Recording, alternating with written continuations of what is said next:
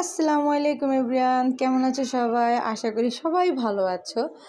তো আজকে বাইরে অনেক সুন্দর রোদ উঠছে, তোমাদের আমি দেখাই। দেখছো? মাশাল্লাহ মাশাল্লাহ, খুব সুন্দর রোদ উঠছে।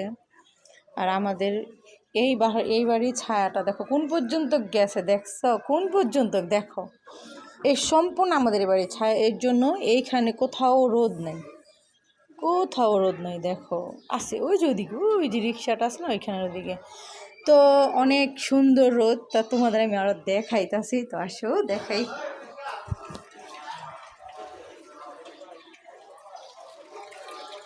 ওয়াও, মাশাল্লাহ মাশাল্লাহ, কত সুন্দর রোদ না? তো